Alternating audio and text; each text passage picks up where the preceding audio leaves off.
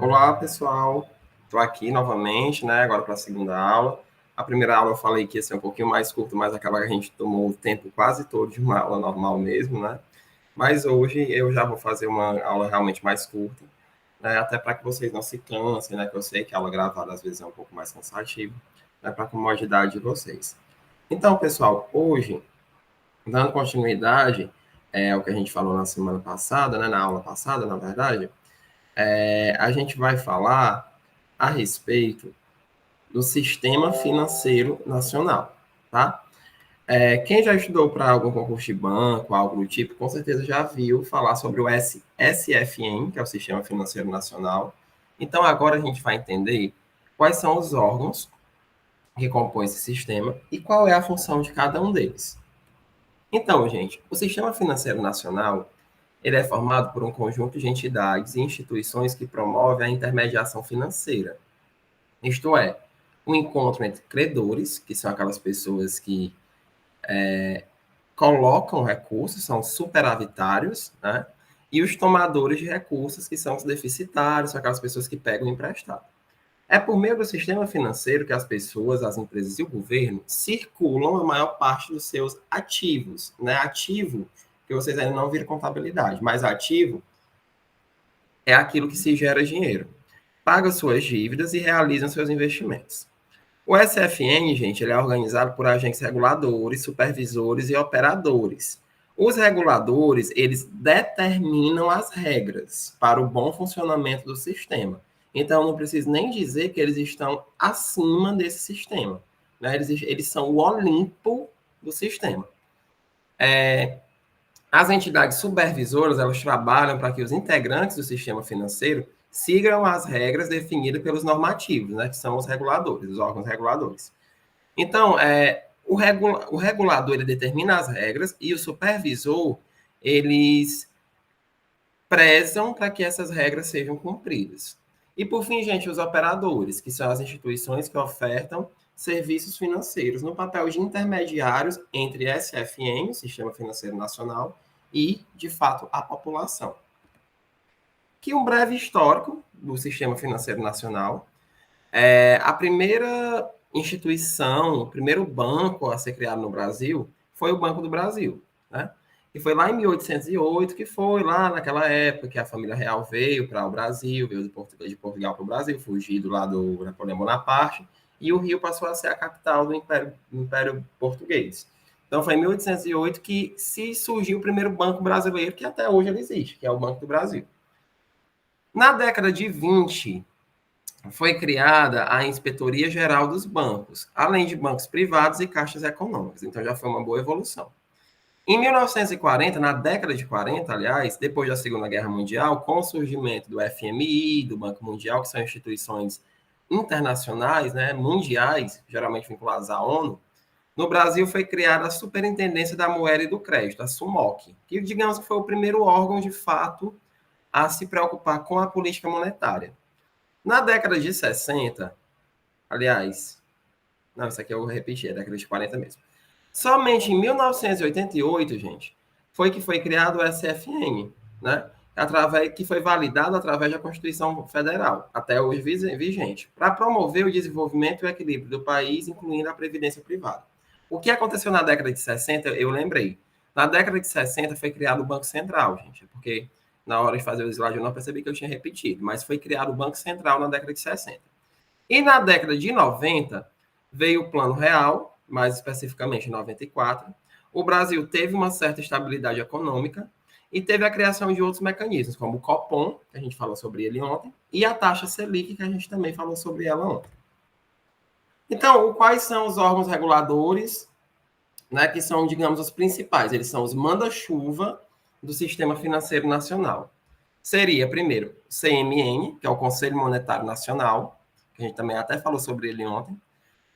Seria a CNSP, que seria o Conselho Nacional de Seguros Privados, e o Conselho de Gestão da Previdência Complementar, que é o CGPC. O Conselho Monetário Nacional, até por ele ter uma responsabilidade, digamos, mais ampla, ele tem duas entidades supervisoras. Um deles é o Banco Central e o outro é a Comissão de Valores Mobiliários. O Banco Central, ele é muito voltado para banco.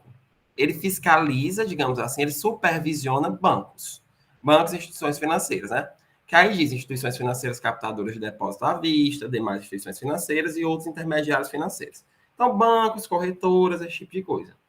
Já a Comissão de Valores Mobiliários é para bolsas de valores. Então, bolsa de mercadorias e futuros e bolsa de valores. Aqui no Brasil é praticamente a mesma coisa. Então, o Conselho Monetário é quem diz o que é para ser feito. O Banco Central e a CVM prezam para o que foi dito seja de fato feito, como se fosse uma fiscalização. E esses que estão abaixo, né, instituições financeiras, os bancos, as bolsas de valores, têm que cumprir o que o CMN determinou e são supervisionados pela Bacen e pela CVM. No Conselho Nacional de Seguros Privados, quem faz esse trabalho de entidade supervisora é a Superintendência de Seguros Privados, a SUSEP.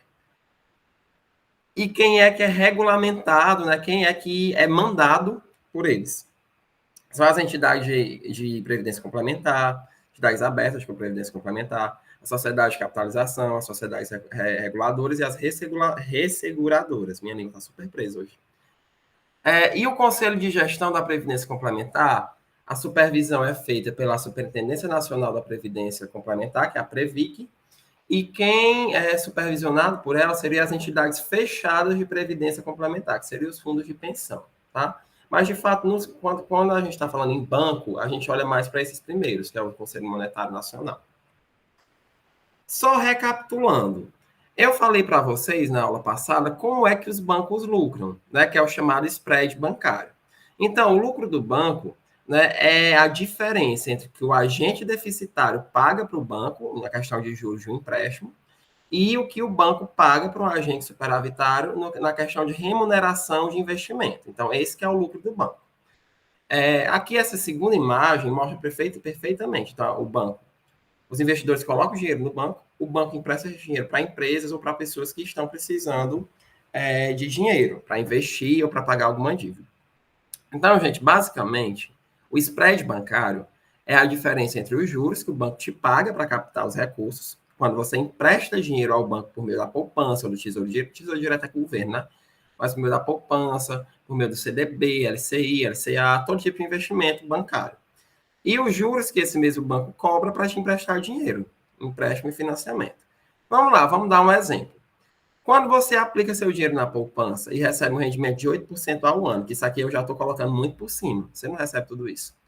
E o mesmo banco cobra 30% ao ano para fazer um empréstimo, o spread bancário dessa transação será de mais ou menos 22%. Né? Então, o spread bancário brasileiro é alto, gente. Ó, em 2016, quando a taxa Selic estava bastante elevada, o spread bancário brasileiro era o segundo maior do planeta.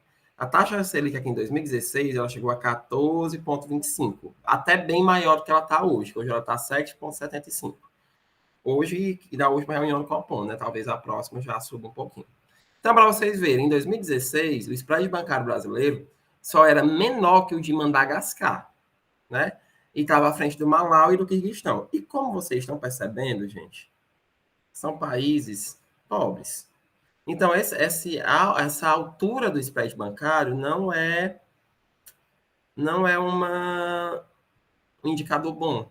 Você compara ali o Brasil com países desenvolvidos, ou até mesmo com emergentes, ou até mesmo com a América Latina, o Brasil tem muito mais, porque isso aqui, gente, gera concentração de renda.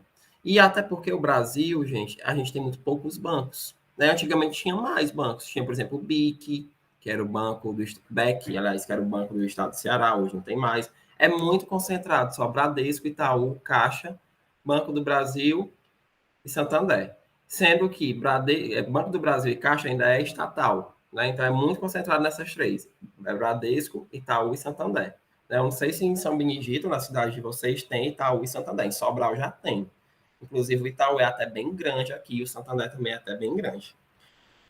Não foram encontrados comparativos mais recentes. Mas como a taxa Selic é extremamente baixa em 2019 e 2020, acredito que esse lucro tenha diminuído. Né? Então, pode ser que os bancos tenham lucrado menos. Então, recapitulando. Os órgãos reguladores, também chamados de normativos, né? Você vê que regulador vem de regular e normativo de norma. Então, criar norma. São 3.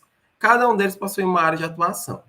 CMN, ele atua sobre a moeda, o crédito, o capital e o câmbio. O CNSP sobre os seguros privados e os contratos de capitalização. E o CNPC sobre a previdência complementar. Então, dá para perceber de longe que o mais importante é o CMN, né? Então, o CMN, gente, ele é o órgão superior do Sistema Financeiro Nacional e tem a responsabilidade de formular a política de moeda e do crédito. Seu objetivo é a estabilidade da moeda e o desenvolvimento econômico e social do país.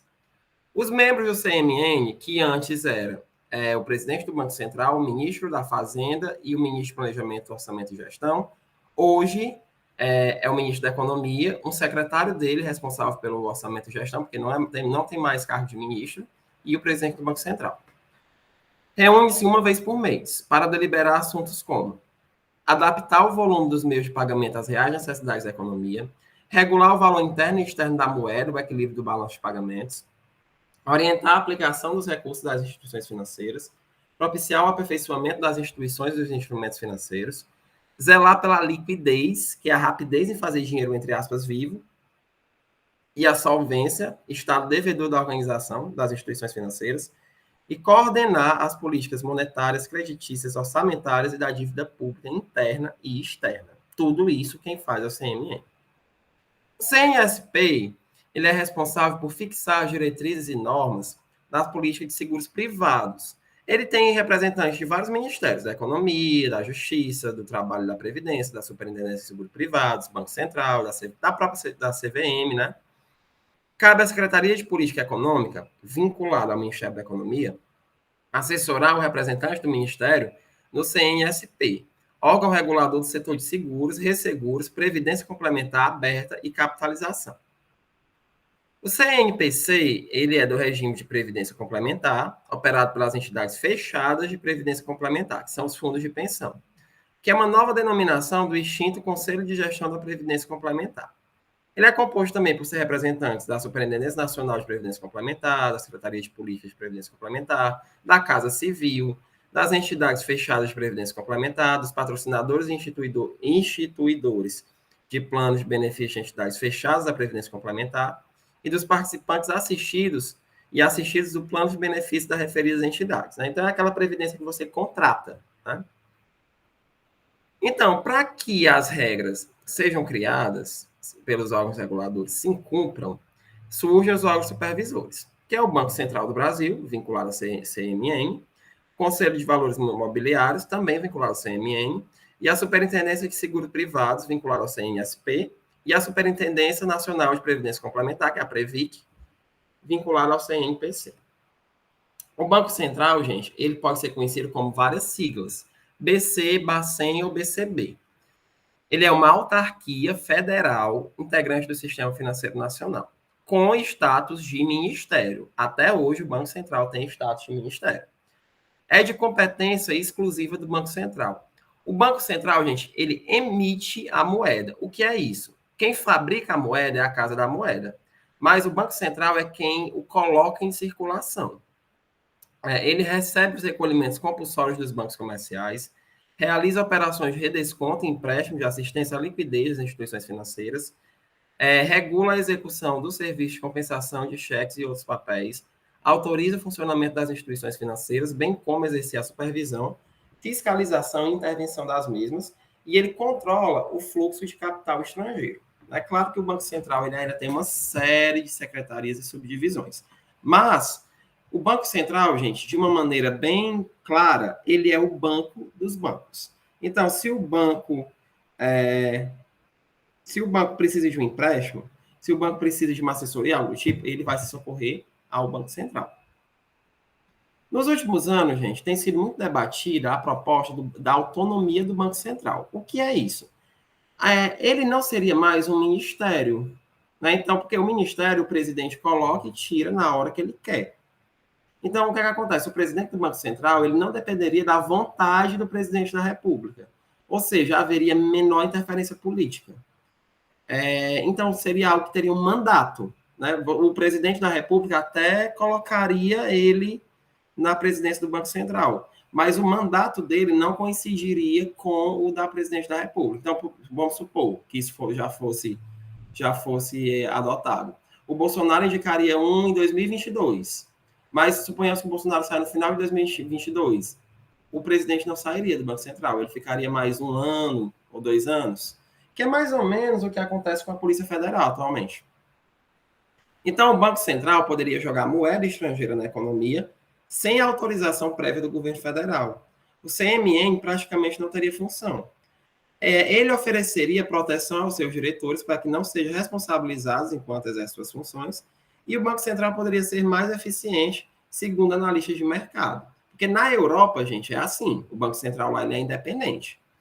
Numa pesquisa feita em 2015, 65% da população acha que o Banco Central deveria ser totalmente independente, né? Que no momento não é. Está sendo bem debatido e tal. Era uma pauta que esse atual governo, na campanha, prometeu que seria bem discutida, mas acabar que eu estou vendo que não está sendo, né? Mas pode ser que fosse interessante. A Comissão de Valores Mobiliários, como eu já falei, ela é mais voltada para ações, para as bolsas de valores. Ela tem autoridade administrativa, conforme é o Ministério da Economia, independente, né? A ausência de subordinação hierárquica, tem mandato fixo e estabilidade de seus dirigentes, e autonomia financeira e orçamentária. Então, quais são as competências exclusivas da CVM? Estimular a aplicação de reservas em valores mobiliários, promover a expansão e funcionamento eficiente e regular do mercado de ações e estimular as aplicações permanentes em ações do capital social de companhias abertas sob o controle de capital privado nacional, assegurar o funcionamento eficiente e regular dos mercados de bolsa de balcão, proteger os titulares de valores imobiliários e investidores do mercado, emissões irregulares, autos ilegais de administradores e acionistas e assimetria de informação. Tudo isso a CVM combate. Assegurar o acesso do público às informações sobre os valores mobiliários negociados e as companhias que os tenham emitido. Quanto a essa área dos seguros privados, né, através da SUSEP, a SUSEP, sediada no Rio, ela é responsável pela autorização, controle e fiscalização dos mercados de seguros, previdência complementar aberta e capitalização de resseguros. No âmbito dos seguros, ela fiscaliza tanto os públicos quanto os privados. O seguro mais conhecido, gente, é o DPVAT. Eu acredito que todo mundo aqui que tem uma moto conhece o DPVAT. Moto ou carro, né? Um veículo. Fiscalizar e o que é que ela faz? Ela fiscaliza a constituição, organização, funcionamento e operação da sociedade seguradora, de capitalização, entidade de previdência aberta e resseguradoras, na qualidade de executora da política traçada pelo CNSP. Ela também atua, gente, no sentido de proteger a captação da poupança popular que se efetua através das operações de resseguro, previdência privada aberta, de capitalização e de resseguro. Zelar pela defesa do interesse dos consumidores dos mercados supervisionados e aperfeiçoar instituições e instrumentos operacionais a eles vinculados. Por fim, gente, a Previc, que é a Superintendência Nacional de Previdência Complementar, ela atua como uma entidade de fiscalização e supervisão das atividades das entidades fechadas de previdência complementar e de execução das políticas para o regime operado pelas referidas entidades. Ela substituiu a SPC, que era a Secretaria de Previdência Complementar, mas não confundam com aquele de proteção ao crédito, gente, é outra coisa, em 2009. Dentre as principais atribuições estão proceder à fiscalização das atividades das entidades fechadas de previdência complementar e das suas operações, expedir instruções, estabelecer procedimentos para a aplicação das normas relativas à sua área de competência, autorizar a constituição e o funcionamento das entidades e a aplicação de seus respectivos estatutos e seus regulamentos, harmonizar as atividades das entidades fechadas de previdência complementar com as normas e as políticas estabelecidas para o segmento. Então, só recapitulando. O órgão normativo CMN, ele tem como supervisor o Banco Central e a CVM. O CNSP, a SUSEP. O CNPC, a Previc. Agora a gente vai ver as operadoras que estão supervisionadas por cada um desses supervisores. Então, o Banco Central, ele é o órgão supervisor com mais operadoras supervisionadas. Primeiro, os bancos e as caixas econômicas, que a gente vai já falar o que é. As administradoras de consórcio, né, que diz respeito a uma reunião de pessoas físicas ou jurídicas em grupo, com número de cotas e prazos de duração determinados previamente, promovida por uma administradora. O objetivo é garantir que seus participantes adquiram bens ou serviços por meio de autofinanciamento e de forma isonômica, né, que é o tradicional consórcio, né, aqui na nossa região é bem conhecido.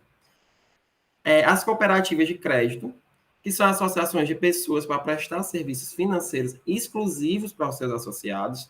Os cooperativos são, ao mesmo tempo, donos e usuários dessa cooperativa, participando de sua gestão e usufruindo de seus produtos e serviços. Os associados encontram os principais serviços disponíveis nos bancos e têm poder igual de voto, independentemente da sua cota de participação do capital social.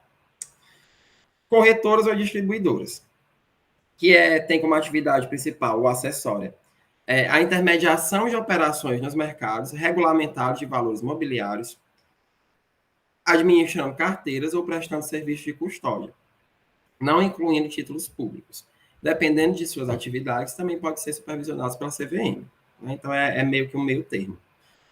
As instituições de pagamento, que são as pessoas jurídicas que viabilizam serviços de compra e venda e de movimentação de recursos. No âmbito de um arranjo de pagamento sem a possibilidade de conceder empréstimos e financiamentos. Por exemplo, a Cielo, PicPay, também são fiscalizados pelo Banco Central. E as demais instituições não bancárias, que são agências de fomento, companhias hipotecárias, sociedade de crédito, financiamento e investimento, sociedade de crédito imobiliário, sociedade de crédito ao microempreendedor, mais ou menos essa área, que também fornece algum tipo de dinheiro. Quanto aos bancos, gente, bancos e caixas econômicas. A gente fala banco. A gente já imagina que banco é uma coisa única, mas na verdade não é. Existem 4 tipos de banco. Banco comercial são, de maneira geral, a base do sistema monetário. Atuando de maneira significativa, essas instituições são intermediários financeiros, que recebem recursos de quem possui em abundância, normalmente através de depósitos à vista, ou a prazo, ou prestações de serviço, com cobrança de tarifa. Bradesco, Itaú, Banco do Brasil, Santander, tudo isso são exemplos de bancos comerciais. Embora hoje muitos deles já sejam considerados bancos múltiplos. A gente vai já entender por quê. Os bancos de investimento, gente, são aquelas instituições que realizam operações de funções, aquisições, administrando recursos de terceiros que fornecem crédito de médio e longo prazo para a empresa. É óbvio que isso geralmente são clientes de grande porte, de grandíssimo porte. Então, são exemplos, BTG Pactual, Banco Modal, Banco Votorantim, né? Esses bancos já voltados para grandes empréstimos, para grandes empresas e que não são públicos. Parecido com isso, tem os bancos de desenvolvimento. Eles visam, gente, promover o desenvolvimento econômico e social em sua área de atuação. Para isso, fornecem recursos financeiros para o financiamento, a médio e a longo prazo, de programas e projetos capazes de gerar desenvolvimento. BNDES, o Banco do Nordeste. Se você quiser fazer uma irrigação, o Banco do Nordeste financia aquela irrigação de uma maneira mais barata. Por quê? Porque ele é um banco de desenvolvimento. O objetivo dele é desenvolver o Nordeste. Né? Então, ele consegue fazer de maneira mais barata como uma forma de incentivo. Tem também o Banco da Amazônia, tem o Banrisul, que é lá no Rio Grande do Sul. Tem vários bancos de desenvolvimento. Os bancos múltiplos, gente, eles são meio que um meio termo entre os bancos comerciais e dos investimentos. Todo banco comercial, como o Bradesco, Itaú, Banco do Brasil, ele acaba sendo múltiplo, porque ele também faz essas administrações de recursos de grandes empresas e tal. E até mesmo a Caixa Econômica, que não tem nenhum capital privado, ela pode também ser classificada também como um banco múltiplo. Então, o banco comercial, muito comumente, ele também vai ser um banco múltiplo. A CVM regula as bolsas de valores, que são aquela feira, né, que eu já falei para vocês, que é onde as ações são compradas e vendidas, e as bolsas de mercadorias e futuros, que é onde se negocia commodities. Commodities, gente, são produtos que não têm marca. Por exemplo, geralmente produtos agrícolas, arroz, maçã, esse tipo de coisa. Através de derivativos agrícolas e ativos financeiros, como taxas de juros, câmbio e também através de títulos e índices. No entanto, essas mercadorias não são comercializadas fisicamente. Você compra só o título daquela mercadoria. A SUSEP, ela fiscaliza seguradores e resseguradores. Seguradores é a empresa que indeniza algum segurado, DPVAT, por exemplo. Ressegurador é o segurador transfere o risco total ou parcial para outra empresa. Basicamente, o ressegurador é a garantia do segurador. As entidades de previdência aberta são responsáveis por instituir planos de previdência aberta complementar para quem busca uma renda extra após a aposentadoria. Então, você fica pagando ali para você ter uma aposentadoria, uma outra aposentadoria. A sociedade de capitalização, que tem por objetivo o depósito periódico de prestações pecuniárias pelo contratante, o qual terá, depois de cumprido o prazo, o resgate de parte dos valores depositados, corrigidos por juros, podendo ainda haver o direito de concorrer a sorteios de prêmios em dinheiro. São as chamadas cartas de crédito, gente. Por aqui a gente conhece mais com esse nome. Por fim, a Previc. A Previc fiscaliza as entidades fechadas de previdência complementar. São operadoras de planos de benefícios constituídas na forma da sociedade civil ou a fundação sem fins lucrativos que tenham por objetivo operar um plano de benefício de caráter previdenciário. As entidades fechadas de previdência complementar são instituições criadas para o fim exclusivo de administrar planos de benefícios de natureza previdenciária, patrocinados ou instituídos. Essas entidades elas podem ser de plano comum, quando elas administram um plano ou conjunto de planos acessíveis ao universo de participantes, e de multiplano, quando administra plano ou conjunto de planos para diversos grupos de participantes com independência patrimonial. De acordo com seus patrocinadores ou instituidores, eles podem ser também singulares, quando estiver vinculado apenas a um patrocinador ou instituidor, e multipatrocinadas, quando congregarem mais de um patrocinador ou instituidor.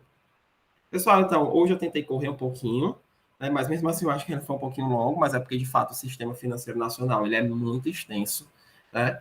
Então, quem puder pesquisar mais sobre isso, né, eu acho que aquele PDF que eu coloquei tem, porque isso aqui cai muito em concurso de banco, tá? CPA 10, CPA 20, quem aqui tiver interesse em fazer, estuda esse Sistema Financeiro Nacional. E assim, pessoal, a gente encerra a nossa segunda aula, tá? Em breve vai ser disponibilizada, e até breve com a terceira aula.